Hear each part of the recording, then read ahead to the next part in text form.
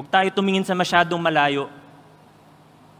Ayusin muna natin ang nasa bakuran natin. Ayusin muna natin kung ano yung nasasakupan natin.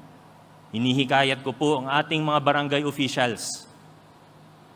Mag-ayos-ayos naman po tayo.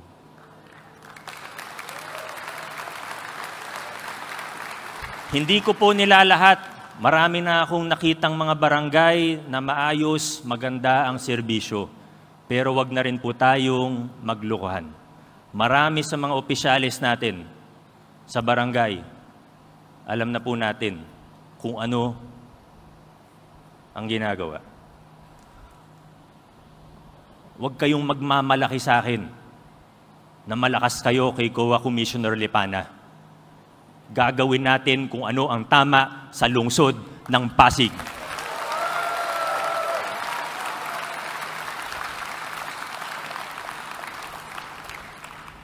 Akala nyo, hindi ko alam. Mga sinasabi ng iba. Sagot ako ni Commissioner dahil yung tao niya, siya yung nagpa-finance. Huwag na tayo magtumpik-tumpik pa. Yung anak niya, nagpa-finance sa mga barangay at sa SKs. Enough is enough. We will stand up for what is right in the city of Pasig. Ladies and gentlemen, we have laid the foundations for good governance. Hindi natin sinasabi at hindi natin kailanman sasabihin na perpekto mga ginagawa natin. Malayo pa po. Pero kung meron tayong maipagmamalaki bilang mga Pasigenyo, ito po yung nailatag na natin yung mga pundasyon para sa mas mabuting pamamahala, para sa mas transparent na paggugobyerno, para sa pakikilahok ng taong bayan sa ating gawain, para sa mas pinalakas na pananagutan ng mga opisyalis ng gobyerno sa taong bayan. Once again, we have laid the foundations for good governance, and now our approach or the questions we have to ask ourselves is now shifting. How do we act more efficiently? How do we move faster? How do we do better in everything that we do? Para sa mga CSOs, tanungin natin ang sarili natin. Nakilahok na ako noon, pero paano ko mas palalalimin pa patataasin pa ang antas ng aking pakikilahok kung engagement sa ating pamahalaan? How can I contribute more to the local special body that I am a part of? Para sa ating mga hepe ng units, opisina, ng departamento, opo, masaya tayo dahil marami tayong accomplishment, pero sana regular nating tinatanong din ng ating mga sarili, nag-i-innovate pa ba ako? Nagsisikap pa ba ako na pagandahin pa ang trabaho ko at ng opisina ko? O naging kampante na ba ako dahil maganda naman yung performance? Pwede ko pa bang pabilisin ng aksyon ng aking opisina? Ano pa ba yung pwede kong gawin?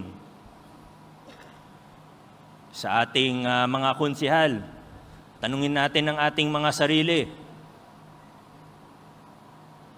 Lagi pa bang nangingibabaw ang interes ng nakararami? O nahahaluan na ba ng masyado ng politika ang aking mga desisyon, ang mga pulisiya na aking sinusulong? Sa ating mga barangay officials, sama na po natin yung SK, pero lalo na sa ating mga barangay officials, tanungin po natin ang ating sarili. Nakikiisa ba ako sa pagpapatupad ng mabuting paggogobyerno o gumagamit pa rin ba ako ng financer at hawak ko yung pera ng barangay? Ito na po yung mga kailangan natin tanungin sa ating mga sarili. Mula 2019, nagpakilala tayo ng matitinding pagbabago. Muli po, marami sa ginawa natin ay sinabi noon na imposible, na hindi mo magagawa yan, na hindi nyo kayang gawin yan. Pero napagtagumpayan po natin.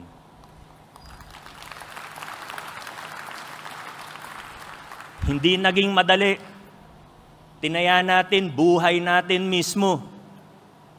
Pero aaminin ko na sa paglilinis natin ng ating pamahalaan, nakafocus tayo sa ating city government o lokal na pamahalaan, pamahalaang lungsod, hindi natin masyado natutukan ang ating mga pamahalaang barangay.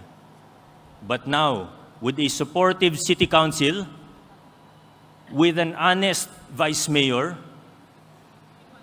with our councilors who have proven their integrity, and not just integrity, but willingness to fight for good governance, mas matututukan na natin ngayon ang mga pamahalaang barangay. Hindi po ito para sa akin, hindi ito para sa amin, hindi ito para sa kahit sinong isang tao, individual.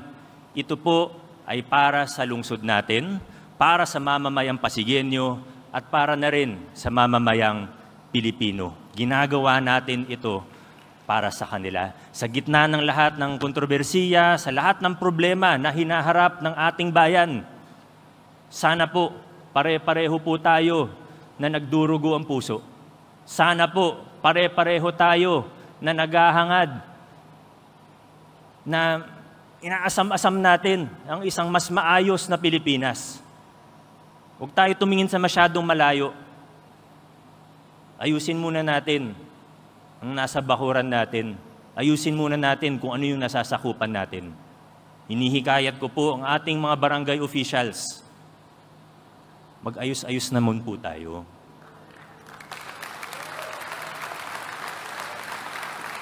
Hindi ko po nilalahat. Marami na akong nakitang mga barangay na maayos, maganda ang serbisyo. Pero wag na rin po tayong maglukuhan. Marami sa mga opisyalis natin sa barangay, alam na po natin kung ano ang ginagawa. Huwag kayong magmamalaki sa akin na malakas kayo kay COA Commissioner Lipana. Gagawin natin kung ano ang tama sa lungsod ng Pasig.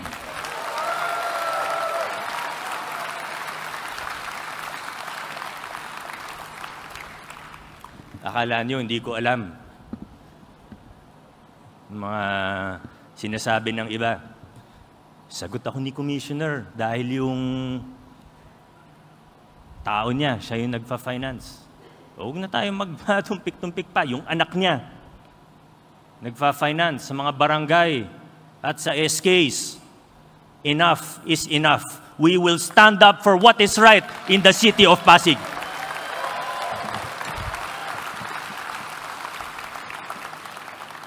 Mga kaibigan, nailatag na po natin ang pundasyon para sa mabuting paggugoberno sa lungsod ng Pasig. Now the question is, how fast and how far can we go? Maraming salamat. Mabuhay ang lungsod ng Pasig.